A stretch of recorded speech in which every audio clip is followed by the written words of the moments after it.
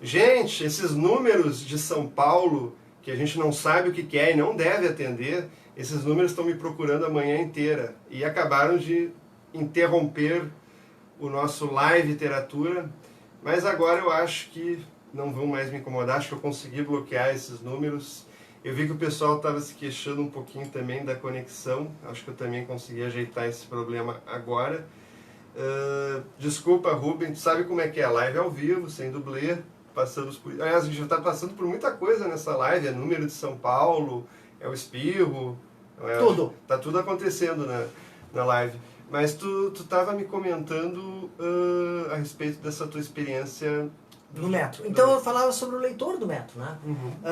Normalmente os veículos têm, a gente consegue dentro de um determinado veículo, não digo conhecer, mas intuir quem são nossos leitores. E o metro não tem isso. O metro, como é um jornal distribuído no sinal vermelho, distribuído nas esquinas, o leitor é qualquer leitor.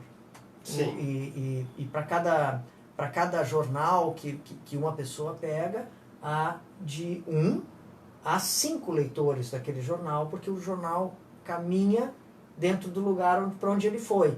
É curioso que essa coisa do gratuito ele gera diversos tipos de preconceitos ou interpretações, não é? Como tu disse, atinge talvez uma grande... tem pessoas que, como é que tu falou, leitor... Fugidio. É. E aí o desafio do cronista nesse tipo de veículo é realmente seduzir o leitor, porque ele não necessariamente está acostumado a consumir literatura neste tipo de situação, né? De um jornal que a esquina te trouxe. Aí a gente tem algumas surpresas, né?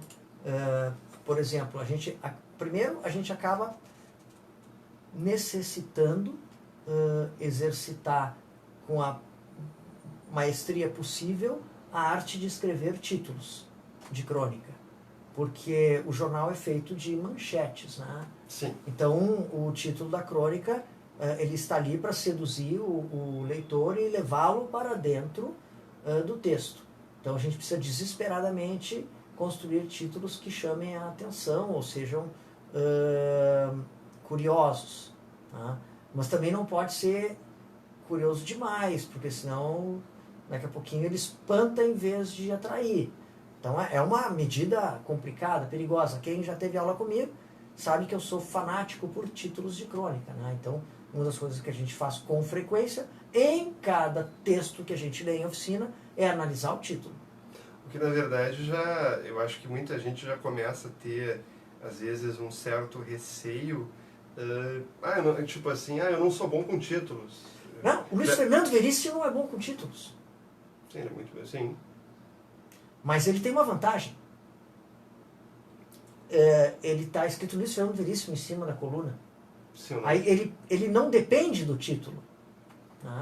As pessoas nem prestam atenção no ótimo título. Isso é mais ou menos como aqueles livros que o nome do autor é 2 vezes maior do que o título do livro. É mais ou menos como eu sou cinéfilo, adoro o Woody Allen. Eu vou ver o filme pelo Woody Allen, nem vou ver o título. O famoso filme de diretor. Exatamente. O filme de diretor não precisa de um grande título. Um filme do ator também, tu vai ver independente do gênero. Então, não sendo Luiz Fernando Veríssimo, a gente precisa de bons títulos. E eu acho que algum intento eu já tive, porque inclusive essa história eu sempre conto, eu me casei graças a um título. Você casou graças a... Isso, eu me casei graças a um título de crônica. A minha esposa lia o metro, pegava o metro na esquina, e não lia muito, na verdade ela disse que não me lia. Ela não lia. Ela falou, foi foi taxativa. Eu não tinha te lido ainda. Até, eu não sei quantos metros ela pegou na terça-feira também, não sei, a gente não sabe. Até que ela pegou um metro e estava lá um título que chamou muito a atenção dela. O título era O que eu sei e o que eu não sei mais, que é um fragmento da música Baby, do Caetano Veloso, do disco Tropicália. E a crônica falava, entre outras coisas, sobre o fato de que nós estávamos com o espetáculo A Tropicália Está Chegando, do grupo de teatro Vestiba, que é um musical, meio aula, meio show, meio teatro, que a gente fez durante 2 temporadas por causa da leitura obrigatória do disco Tropicália ou Panis et Circenses na URGS. Eu fui convidado para ser o baterista do espetáculo e tal, e aí eu fiz uma crônica chamando para o espetáculo.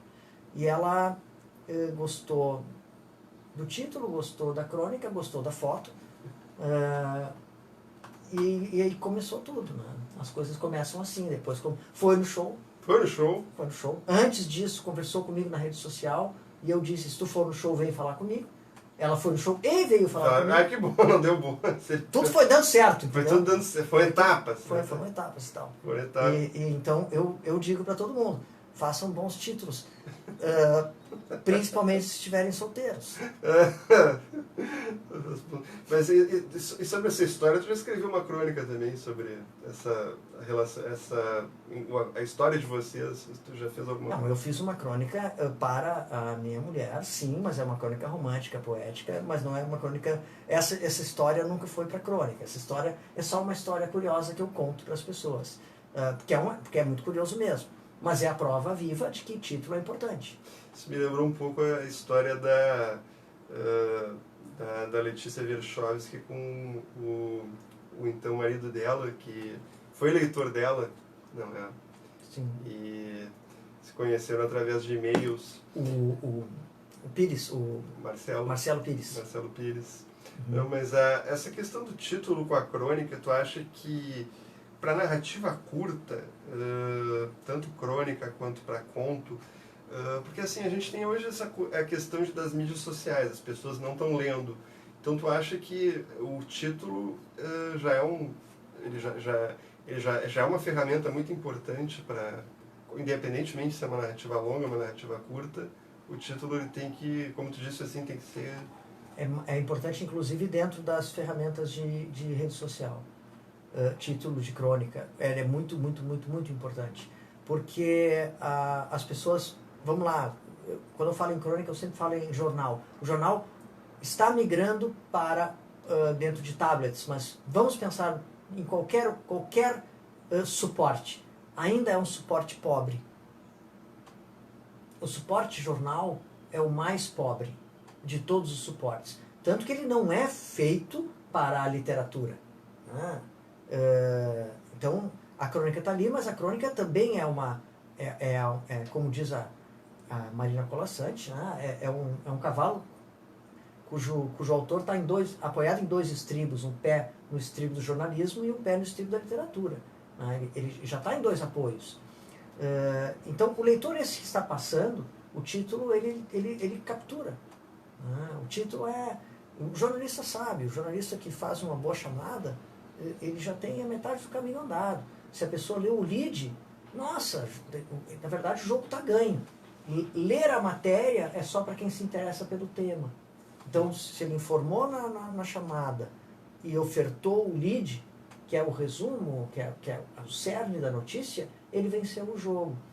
A crônica eu quero levar a pessoa até o fim.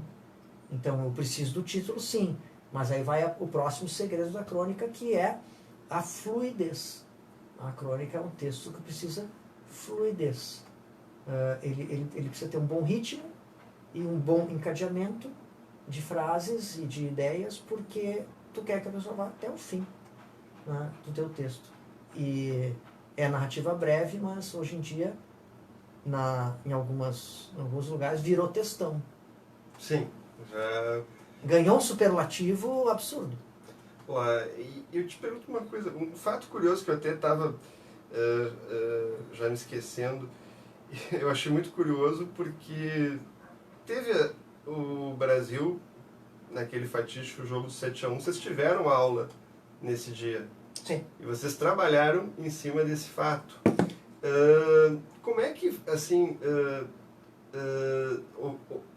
como é que tu consegue transformar uma coisa dessas, assim, acredito que também outros acontecimentos, assim, em material, assim, de sala de aula, assim, porque eu imagino que nesse dia eu fiz meu doutorado na área da memória episódica, e a minha orientadora, ela sempre citava uma coisa assim: tu nunca vai esquecer onde é que tu estava no 11 de setembro, como é que tu descobriu, o que tu estava fazendo, o que tu pensou, se tu ligou a TV, se tu ligou o rádio.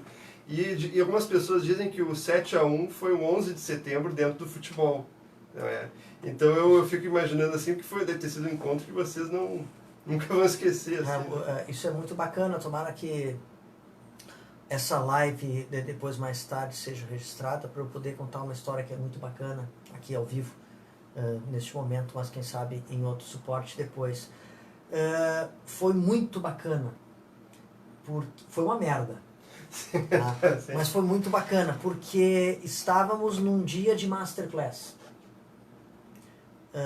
E a Masterclass de 2014 foi Antônio Maria, um autor que até aquele momento só eu e mais um oficinando conhecíamos. Os outros sequer conheciam antes de começar a oficina baseada em Antônio Maria. Então nós fomos lendo Antônio Maria bastante para eles entenderem quem é Antônio Maria. E o Antônio Maria estava lá narrando o jogo do Maracanaço em 1950. Então nós estávamos com Antônio Maria em 2014 revivendo uma emoção parecida com o Maracanaço de 1950, algo que todo mundo sabe também na época onde estava. Como todo mundo sabe, em 1924 de agosto de 1900... Quando é que morreu o Getúlio? 24 de agosto de... 1900 e... Bom, todo mundo sabe onde estava quando morreu o Getúlio. Todo mundo que vivenciou... Essa época, assim, quando veio a notícia que morreu o Getúlio, eu estava tererê. Sim, quando teve o Maracanaço, eu estava tererê. Quando caiu os 11 de setembro, eu estava numa loja comprando alguma coisa, não sei o quê. Quando teve o 7-1, eu estava na Cidade Baixa, e logo depois do jogo teve aula, a aula foi pequena, porque foi pouca gente. Um dos oficinandos estava muito alcoolizado. Teve canto, inclusive ele cantou, alguém gravou, está gravado, está guardado. Então é uma coisa maravilhosa, assim, aconteceu muita coisa. Sim. Coisas incríveis. Então nós estávamos lá, assim como a Santa Sede estava lá na Cidade Baixa, nas incomodações de junho de 2013, os 20 centavos, nós estávamos lá, nós estávamos na Cidade Baixa, no meio daquele furdunço. Da situação toda. Mas vocês produzem texto na aula, ou na aula vocês apenas leem o... A gente lê o texto na aula, Lê e analisa. Uhum. A gente produz texto em casa. Produz em casa. Produz em casa, cooperativa leitura, analisa e propõe os próximos desafios. É muito difícil escrever no bar. No bar, o máximo, a gente anota alguma coisa. Tem, na primeira aula de algumas oficinas, uma espécie de dinâmica de escrita, mas é sempre pequena, né? É só aquela coisa, aquele bate-pronto, para quebrar um pouco a Tu já teve, Rubem, alunos que puxavam, mais do que para a crônica, puxavam para o conto? Sim, eu continuo tendo. Tem gente com bastante dificuldade de se desvincular disso. Se desvincular, porque é importante dizer que se a pessoa não é um critério de exclusão. A pessoa não é uma oficina de crônica, mas não necessariamente ela vai... Se ela não é cronista, ela não vai... Se ela puxa mais para o conto, não necessariamente ela não pode encontrar seu espaço junto ali no Santa Sede. O que acontece assim, a Santa Sede mesmo, a oficina aqui nasceu, antes dos filhotes, que são vários, a Santa Sede, ela leva o oficinando a conhecer e praticar 9 tipos de crônica. Que a crônica conto é só um deles. Então, quem é contista vai, no mínimo, aumentar o seu repertório. Tá? Eu volto de novo para a música. Uma pessoa pode dizer assim, eu sou baterista. e sim, o que tu toca? Rock. Tá, e se eu te convidar para tocar samba? Não sei. Ah, e se eu precisar que tu toque comigo uma chacareira? Não sei. E se acontecer de ter uma música latina ou um jazz? Não sei. Não, então tu não é baterista. Tu toca rock. Tu toca bateria no rock. Então, baterista pode ser melhor no reggae, mas ele sabe tocar marcha-rancho. Ele sabe tocar bolero. Ele sabe tocar outros gêneros. Então, ele domina a técnica. Então, ele tem repertório. O que eu faço na Santa Sede, eu entrego para os cronistas repertório. Não significa que tu vá precisar sempre usar aquilo. Mas precisando usar, tu tem referências que tu aprendeu a fazer. Aprendeu a fazer. A técnica. Tá? Tu teve alguém te dando os caminhos daquele tipo de linguagem. Então, uma crônica resenha tem suas particularidades. A crônica resenha não é uma resenha, é uma crônica resenha. É completamente diferente de resenha, mesmo que seja parecido. Então, eu digo como é que é uma crônica resenha e a pessoa aprende a fazer. Se ela vai usar de novo, não sei, mas ela aprendeu. A mesma coisa a prosa poética. A prosa poética tem suas particularidades. Pode ser que a pessoa tenha dificuldade de usar a prosa poética e não seja da sua natureza, mas pelo menos ela aprende. Ela domina os conceitos básicos. E leitura obrigatória para quem já... Tu indica alguma leitura... A pessoa está chegando na Santa Sede hoje, tu geralmente indica assim... Eu sempre que eu recebo umas pessoas, eu tento que a pessoa leia o máximo possível de autores.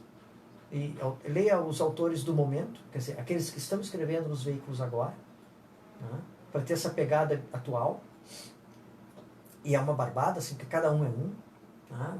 Uma Cláudia Tages difere muito de uma Cíntia Moscovitch, que difere muito de uma Cláudia Laetano, que difere muito de uma Lia Luft. Né? Um Davi Coimbra é completamente diferente de um Juremir Machado da Silva, que é completamente diferente de um Fabrício Carpinejar, que é completamente diferente de um Mário Corso, ou de... E a gente pode ver aí vários nacionais, um Antônio Prata escreve diferente de um Rubem Pence e tal. Cada um tem um jeito. Então, leia bastante, porque a gente é feito de influências, né? Então, consuma bastante diferente, e quando gostar de alguém, compra livro. E te aprofunda. E sempre leia os clássicos. Quem são os clássicos? Vou ler as 200 crônicas do Rubem Braga. É leitura obrigatória para quem gosta de crônica. Eu vou ler Luiz Fernando Veríssimo. Pode escolher o livro Comércio da Vida Privada, Analista de Bagé. Eu gosto mais do Luiz Fernando nessa fase, né? O oitentista. O Luiz Fernando oitentista está na ponta dos cascos, ele é maravilhoso. Se tu gosta da crônica conto, vai ler Um Lugar no Paraíso, do Luiz Fernando Veríssimo, que é só crônicas conto, é quase um livro de conto. Vai ler Drummond na crônica, vai ler o livro do Caio Fernando Abreu na crônica, o Pequenas Epifanias, vê como é que o Caio faz a crônica. Procura ler Antônio Maria, que ninguém lê, vai atrás. Paulo Mendes Campos. Esse teu livro do Caio em mim, ele é uma homenagem a... Que até eu puxei esse livro porque esse livro vai ser meu. Eu pedi esse livro, vai ser meu depois da live. Como é que... para tu na condição de cronista, assim, como é que tu consegue... essa questão como tu está falando, assim, das referências, né, que tu passa para o pessoal, para os teus alunos. Tu acha que é possível uma pessoa ter um apreço por um autor de um outro gênero, mas escrever crônicas? Assim? Claro. Não, sim. Quase todos os cronistas Eu digo de gênero. Muitos cronistas eram cronistas também. Também. Tá? O Scliar era cronista também. O Luiz Fernando é cronista e ele é romancista também. O Drummond era poeta e era cronista também. O Vinícius era poeta e era cronista também. Então, mesmo os grandes autores, eles circularam em outros gêneros. Tá? Quando a gente fala de referências e quando a gente fala da Masterclass, enfim, que já é o ponto seguinte da Santa Sede, que é quem já fez Santa Sede e continua escrevendo no nosso... É tipo uma pós-graduação, mais ou menos. Já não é mais uma oficina literária, né? É um coletivo, é um conjunto de cronistas formados, tá? e que tem um trabalho de seminário constante para conhecer mais um autor e se deixar contaminar por ele e produzir uma obra laudatória, né? Uma obra em homenagem. Então começou com Antônio Maria, para vocês saberem, este livro aqui, Maria Volta ao Bar, foi o primeiro de todos, 2014, 7-1, etc. As pessoas se deixaram contaminar por ele. Então, o que eu entregava nesse livro eram pequenas epígrafes de frases tiradas das crônicas do próprio Antônio Maria. E a pessoa fazia uma crônica nova a partir desse epígrafe. Sim, era um start. Exatamente, a epígrafe como start. Um ponto de partida. Como ponto de partida, um disparador de criatividade. Mas também lendo bastante Antônio Maria. Maria voltou. Até já vou mostrando. Isso, a gente Maria tem uma voltou. coisa aqui na live, o problema da câmera invertida. Às vezes as pessoas têm que ler em hebraico porque a câmera... Mostra lá. Isso aí fica muito longe. Muito longe, não dá. Mas a Maria volta. Da editora... Book. Book. O segundo livro foi Cobras na Cabeça, Luiz Fernando Veríssimo. Cobras na Cabeça, que o disparador eram tirinhas das cobras. Então, a partir das tirinhas das cobras, as pessoas escreviam suas crônicas. Eu acho muito engraçado, eu não sei se tu já viu ele falando sobre as cobras, que ele diz que ele sempre quis desenhar, mas precisava desenhar alguma coisa simples porque não sabia desenhar. Ele é um humilde, ele desenha super bem. Sim, eu também acho. O minimalismo não é falta de recurso, é recurso. Né? Também concordo, claramente. Aí a gente foi para Paulo Mendes Campos. A Persistência do Amor, vocês não estão lendo porque está tudo ao contrário, mas está escrito A Persistência do Amor, que ganhou o Prêmio Ages, livro do ano, em crônica, e foi o primeiro livro coletivo a ganhar o Prêmio Ages, livro do ano de crônica. Primeiro coletivo a ganhar. Porque até este livro, em 2017, só livros autorais de um autor só ganharam esse prêmio. Então esse aqui foi o primeiro, inaugurador de uma possibilidade de um coletivo de cronistas ganharem um livro de crônica. Em 2016. Em 2016 ele ganhou, né? Foi escrito em 2016 e ganhou em 2017. 2017. Tá? Ele é um livro interessantíssimo, porque o disparador de criatividade é maravilhoso. Este livro chama-se A Persistência do Amor, porque ele é em cima do livro O Amor Acaba. Sim, o amor acaba. E ele é a persistência do amor. Então, os sumários do Amor Acaba e da Persistência do Amor são absolutamente iguais. Por quê? Porque eu entreguei para os cronistas os títulos das crônicas originais do Paulo Mendes Campos. Canto Fúnebre do Carioca, O Despertar de José, Cuidado com os Vermelhos, Maturidade, Um Domingo, Fim de Semana em Cabo Frio. Esses títulos estão no livro O Amor Acaba. São 75 crônicas. 74 crônicas. Então eu entregava o título, a pessoa fazia uma crônica nova com o título antigo. Os autores contribuíam com quantos textos? Masterclass é 5 textos por autor. 5 textos por autor. Aí vem o Aditi Rubem Braga, que eu entregava para o autor uma crônica do Rubem Braga, e ele tinha que pegar de dentro dessa crônica uma frase e enxertar dentro de uma crônica nova. Genial, é quase um quebra-cabeça. Exatamente, é quase um quebra-cabeça. Então, ele é quase um jogo de memória. Acho que não mostrou a capa. É quase um jogo de memória, né? onde tu vai achar um e achar outro dentro do texto. Então, e foi muito bacana a maneira como foi feita não sei se dá para ver, a maneira como foi feita a inserção é um tipo, é como se fosse batido à máquina dentro do texto impresso em outro... Sim, ele tá destacado porque é uma espécie de batido à máquina, é como se a gente tivesse pego de um original do próprio Rubem Braga. Do próprio Rubem Braga. Né? Então também foi um trabalho muito interessante de ser feito.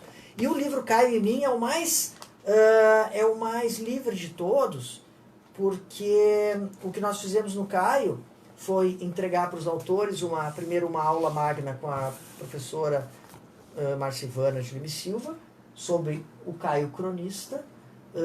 Eu propus para que eles lessem muito profundamente Pequenas Epifanias, que é um livro de crônicas do Caio, e podendo ler outros livros também dele, e absorvessem a temática e a linguagem do Caio para fazer crônicas inéditas a partir disso. Então, Caio em mim, assim, o que tem de Caio, Fernando Abreu, em mim? É um jogo de palavras. É um jogo de palavras, né? O que tem do Caio em mim. E ao mesmo tempo, como o Caio Fernando Abreu é um dos grandes cronistas do universo interior, então Caio em mim também é uma referir-se a si.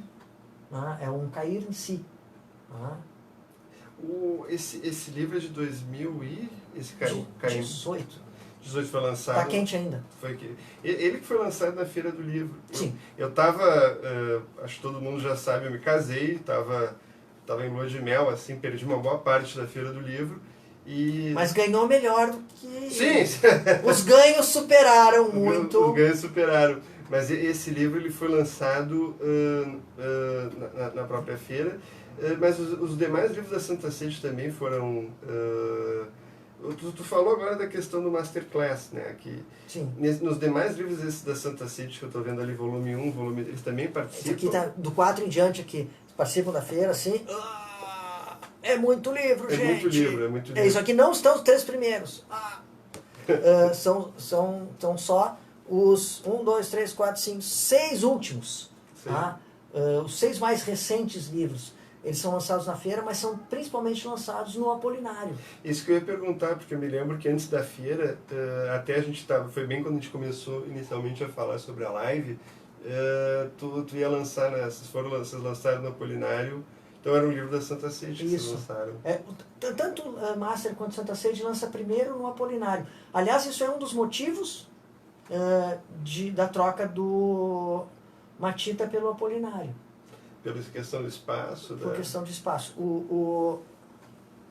A gente lançou o trabalho em 2010, então foi um sucesso enorme o lançamento em 2010, e em 2011 maior ainda.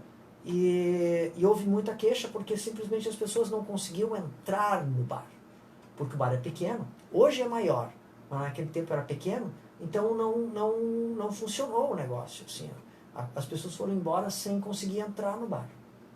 E o Apolinário, quem conhece o Apolinário sabe que o Apolinário é um bar grande. Sim, um bar grande. No dia de lançamento e nos dias de sarau, quando a gente ocupa o bar inteiro, a gente realmente ocupa o bar inteiro. É um espetáculo. Tá? A gente faz, na Santa Sede, a gente faz uma mesa de autores e o bar lota e as pessoas sentam para conversar sobre o livro e sobre literatura e sobre os amigos que estão lá, amigos e familiares. E na Masterclass a gente faz um pouco diferente, porque a Masterclass são 14 autores, gente. 15 comigo, porque eu também escrevo, né? Também participa. Eu também participo. Além de organizar. Sim. Então, como é muita gente, não dá para fazer uma mesa só. A gente ocupa uma parte do bar e, de alguma forma, a gente mostra quem é autor.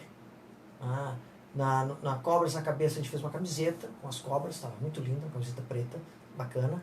Na Persistência do Amor, a mesa que tinha a cronista autografando tinha um coração, um balãozinho de coração.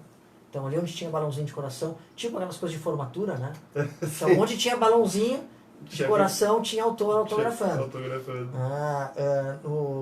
No Rubem Braga a gente colocou as mesas com autores, elas estavam com uma toalha de mesa que era a calçada de Copacabana, né? Porque a de Tim Rubem Braga é uma alusão ao Editi Copacabana, que é talvez o maior sucesso de venda do Rubem Braga, né? O livro que mais vendeu do Rubem Braga, o Aiditi Copacabana. E Eu acho muito bacana do trabalho é uma homenagem, né? é sempre uma É homenagem. uma homenagem, uma citação, é quase uma citação direta. E tem outra, o que é bacana é que antes que os autores ou os representantes dos autores me processem, o que é bacana é que muita gente passa a conhecer e consumir o autor homenageado a partir do nosso trabalho. Então, Exatamente. Inspira as pessoas a procurarem os livros originais dos autores. É quase que um resgate, né? Porque, como tu disse ali da questão do quebra-cabeça, né? A pessoa vai querer, muitas vezes... Completar essa história. Completar a história, exatamente. E buscar assim, puxa, se eles gostam tanto deste cara ou desta senhora, vamos atrás. Vamos procurar o original, vamos ler no original. Já está escolhido o autor do ano que vem. Ano que vem é Milor Fernandes. Então, acho que nós falamos até mais cedo. Falamos, sim. E também já se sabe o título do livro, né? O título do livro. O título do livro é Por Cima é Milor. Por Cima é Milor. Que é um trocadilho, como Milor gostava muito de fazer. E também quer dizer que, além de ser digamos, um trocadilho sexual, é um trocadilho de, por cima é assim, na superfície, né? Na superfície é Milor, quer dizer, o Milor é o nosso chão, a nossa base, né? Os títulos, Rubem, dos livros, tu escolheu todos? Sim, claro, né? A coisa sempre tem que sair de alguém, né? Sempre tem um culpado. até pelo teu lado publicitário, teu lado criativo, não, porque os títulos são fantásticos e eles, como eu disse, assim, eles não têm nenhum tipo de pudor de fazer essa referência, essa homenagem. Porque é realmente um livro laudatório. Laudatório. É um livro laudatório. Assim, a gente se dedica muito, todos nós compramos os livros dos autores que são homenageados, e os amigos que leem o nosso livro, a partir da leitura do nosso livro, também procuram o autor homenageado para conhecer. Isso é muito bacana. O próximo lançamento da Santa Sede, assim, geralmente ele ocorre em que período do ano, assim, mais para o segundo semestre? Segundo semestre, sempre segundo semestre. A gente escreve os livros no primeiro semestre e lança no segundo semestre. É entre setembro e novembro. Porque eu gostaria de falar uma coisa aqui na live, uma coisa que a gente tinha comentado. Agora ele vai falar agora uma coisa. Da revelação. Agora é uma ele revelação. vai falar uma coisa. É uma revelação ao vivo e sem dublê. O que tu acha do desafio de se nós fizéssemos uma live no lançamento do próximo lançamento da Santa Sede? Eu acho espetacular, assim, é uma... Até porque a gente já tinha conversado sobre a proposta de fazer do Apolinário uma live. Eu vou dizer assim, sem filtro, eu convidei ele já para estar numa aula e abrir a live É verdade. Da live literatura. E eu confesso que eu amarelei. De dentro do Apolinário. Né? Eu sei que o Wi-Fi do Apolinário não é exatamente a 8ª maravilha do mundo. Mas o meu Wi-Fi também não é. Mas eu acho que dá, pelo menos para a gente fazer para o ouvinte ter uma ideia de como é que funciona, porque muita gente não sabe como é que isso aí funciona. Acho que seria até, de certa forma, inovador pela primeira vez uma live transmitindo um grupo de escrita, transmitindo de repente também o lançamento do trabalho desse grupo. Acho que seria bem interessante. A gente até tô falando disso na live para já ficar o compromisso, assim, de que eu não amarelo. Tá firmado o compromisso. Tá firmado o compromisso. Tá. Vamos lá, vamos armar isso em 2019. E questão de publicação individual, Rubem? Tem algum lançamento agora? Eu sei que a gente já está no fim do ano, eu estou com um livro no prelo, e eu estou em dúvida se eu vou fazer talvez um financiamento coletivo para lançar. Parece mentira, né? Eu lanço 2 livros por ano dentro do meu trabalho e sou um pouco relapso com a minha produção, né? E isso não deve acontecer, né? Eu tenho 4 livros só até hoje, publicados, meus, 100% meus.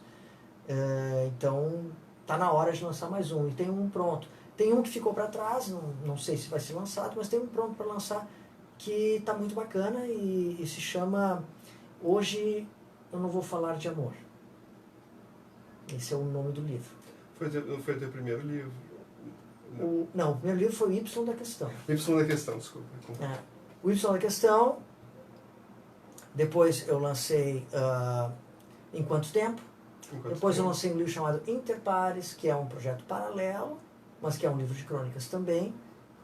Depois eu lancei Greve de Sexo e outras crônicas, e Hoje Não Vou Falar de Amor e outras crônicas, está pronto. Agora eu vou ver como é que eu vou lançar. É um livro que não pega crônicas do Metro, não tem nenhuma crônica do Metro, é só outras crônicas, porque há outros espaços que eu ocupo também na crônica. O espaçamento entre o lançamento dos livros, o Y da Questão, ele foi em 2007.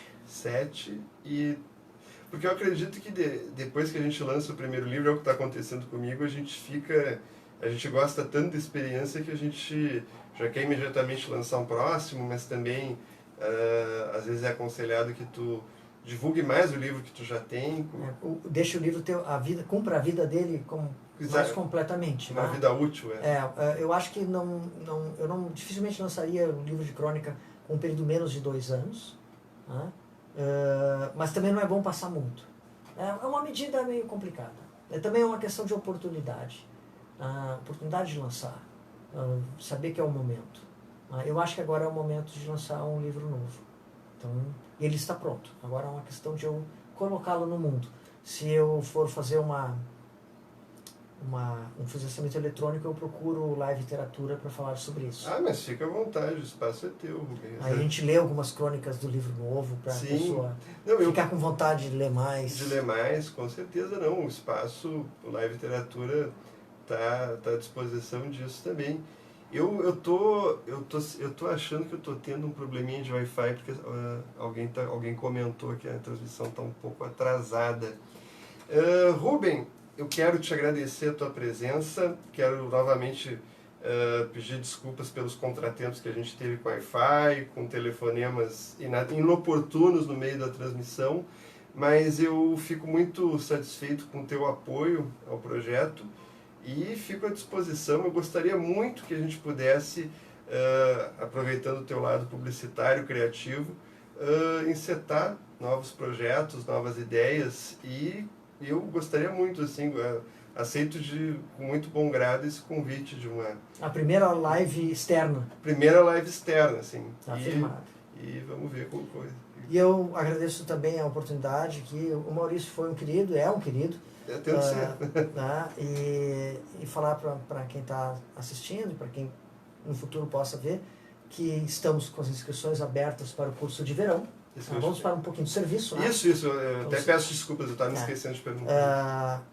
Em janeiro tem a oficina de verão, já vai para o 8º ano da oficina de verão da Santa Sede. É um intensivo, né? É um intensivo, são 4 encontros, é a introdução. Falar em introdução hoje em dia, cheio, até com o pai de santo. Então é bem perigoso falar, mas vamos lá, assim, introdução ao gênero. Viu, olha só. São 4 encontros onde a gente explora olha só, um mar de duplo sentido. A gente bebeu água aqui. Exatamente. Que a gente explora as principais formas de fazer uma crônica e também, muitas vezes, é a oportunidade de alguma pessoa ter o primeiro contato com uma oficina literária. É no bar, é mais descontraído, é o gênero crônica, é o mais aproximado do modo como a gente fala, é a nossa própria voz que vai estar em jogo. Então vale a pena, são 4 encontros em janeiro. Quando terminar a turma... Em que dia, desculpa? Desculpa. Começa segunda-feira, quando encher a turma, abre uma na terça. Então é do dia 7 em diante, nas segundas-feiras, e no dia 8 em diante, nas terças. Quem é do Vale dos Sinos, a partir do dia 9 vai acontecer no Resto Bar Botequim em Novo Hamburgo, e a partir do dia 10 também vai acontecer no Espaço Coletivo Olho Mágico em Viamão. O mesmo curso. Ah, desculpa, não é em Porto Alegre, então. Aí não é em Porto Alegre, uma em Novo Hamburgo, outra em Viamão, mas em Porto Alegre, ó, gente, Porto Alegrense, dia 7, e quando encher a turma, dia 8 também tem turma, a oficina de verão. Quem nunca experimentou, vale a pena. Os livros Santa Sede estão... Quem quiser conhecer o Apolinário, é um bar super bacana, que tem todo quanto é tipo de cerveja, não é aquele bar de uma cerveja só. Quem gosta de cerveja, mas tem outras coisas também, tem inclusive água. Né? Sim, e aí vai conhecer a sala 5, que é a sala dos cronistas. Na sala 5 estão em quadros todos os livros da Santa Sede, inclusive com as fotos as fotos, né, dos cronistas. Este ano, por exemplo, né, olha lá, João Vili, a Jane, muito amiga do Maurício. Muita gente. Jane Ubrich. Jane Ubrich, Tom Saldanha, Graciela Tomé, Zordai Prati, Soraya Schmidt, Luca Boas, Astúria Vasconcelos e o Thomas Olsen. São os cronistas deste ano, mas estão lá os cronistas de todos os anos a partir de 2010, nos quadros. E aí também eu achei muito criativo uma foto que eu vi no Facebook do Santa Sede, que vocês estão imitando o Santa Ceia. Não é imitação. Essa foto está ruim aqui no livro. É uma pena, ela não ficou boa no livro. No livro ela não ficou boa. Ela está ali, ela está aqui, está aqui. Ela não está sim. muito boa no livro, deu problema. Ela ficou pequena e escura. Acho que não vai conseguir ver, é uma foto maravilhosa. Vão lá no Apolinário ver essa foto. foto. Apolinário. Lá no Apolinário vão ver essa foto. Essa é uma foto maravilhosa, tirada pelo Marcelo Leal. Carlos, confundir com o Carlos. O Marcelo Leal, que tirou essa foto, que além de ser um grande fotógrafo, é um grande baixista que toca comigo há mais de 30 anos. Gente, eu tenho idade, eu tenho um grupo de jazz com mais de 30 anos. Não, mas tu engana a idade, Rubem, eu não te daria essa idade toda. Mas a tua oficina de verão, então, toda em janeiro? É toda em janeiro. 7, 14, 21, 28. Tá, não, eu estou te perguntando por motivos pessoais, eu quero saber a data. 7, 14, 21, 28. Sempre nas segundas-feiras. Eu precisava saber se era janeiro, era isso que eu... Janeiro. Aliás, o motivo de eu ter feito essa live era te perguntar... só para pré-matricular, então. É só sim. Só para começar. E ali a gente fala sobre crônica, faz alguns exercícios, tem um exercício no primeiro dia, imediato, mas todo aluno escreve 3 crônicas e lê, são só 9 lugares na mesa, porque é para ser lido com qualidade. Então, cada crônica é lida com bastante qualidade e para que a pessoa saia satisfeito com a sua própria produção. O site www.oficinasantacede.com.br também está no ar, lá tem mais informações. E agora para 2019, um dos planos é ter, dentro do site da Santa Sede, um bom blog para os cronistas da Santa Sede, não só aqueles que escrevem livros, mas os que participam dos outros módulos, publicarem crônicas também e começar a ser autor publicado. Crônica, gente, a crônica a gente não faz para a gente, a crônica a gente faz para ser lido. Para ser lido. Eu também quero lembrar uma coisa que, na verdade, ressaltar, que o site pessoal do Rubem Pence... Está na live ali? Está na descrição da live. E agora ele também falou do site da Santa Sede. Podem procurá-lo no Facebook, extremamente acessível, extremamente querido. Sou facinho. Facinho. E obrigado. Mulher que não ouça. E Rubem, novamente obrigado. Peço desculpas pelas... Parece que assim tu te prepara para receber um grande convidado, acontece tudo, te ligam de São Paulo, o Wi-Fi... fica bagunçado. O artista espirra. O artista espirra, acontece de tudo. Gente, o ar-condicionado está super agradável, não é isso. Não é isso. Então espirro que aconteceu. Aconteceu, mas só acontece ao vivo. Só acontece ao vivo e sem dublê. Eu sou Maurício Chames. Eu sou o Rubem Pence. Ele é Rubem Pence, um grande convidado. A oficina dele de verão do Santa Sede é em janeiro. Em janeiro. Eu estou muito interessado, estou confessando. Tem ótimas informações, até vou rever a live para ver essas informações que ele passou. Eu vou agora ser presenteado com este livro Caio em Mim. Ó a caneta. Que eu já havia solicitado para ele, que eu queria muito esse livro. E te convido para curtir o Live Literatura, sua web crônica semanal sobre o universo literário. Eu sempre enrolo um pouco antes, eu sempre tento concluir com uma frase de efeito, Rubi. Então eu vou deixar a frase de efeito para ti. Tu tem uma frase de efeito aqui para ajudar a concluir? Nossa, assim, ele pede uma frase de efeito Não, de improviso. De improviso. Ah, uma frase de efeito de improviso. Ah, isso é muito complicado. Eu vou dizer para você o seguinte, uma frase que recém eu descobri de uma entrevista do Moacir Sclir e do Luiz Fernando Veríssimo conversando, e o Moacir Sclir virou para o microfone e disse o seguinte: a crônica é a transcrição para o jornal de uma conversa de bar. Ele disse isso textualmente. A crônica é a transcrição para o jornal de uma conversa de bar. Eu não conhecia essa entrevista. E eu fiquei pensando, se eu tivesse visto isso antes, a Santa Sede era mais antiga que 2010. Mas estamos aí, vamos para o 10º livro. Então é isso, gente. Se vocês quiserem fazer essa transcrição, estejam conosco, porque nós estaremos na mesa do bar. Nós, inclusive. Em janeiro. Em janeiro. E com essa grande frase de efeito, eu vou concluir a live antes que eu estrague tentando também fazer uma frase de efeito. Boa tarde, obrigado para quem acompanhou. Segue o vídeo, não ao vivo, mas à disposição de quem não pôde ver ao vivo. Um abraço.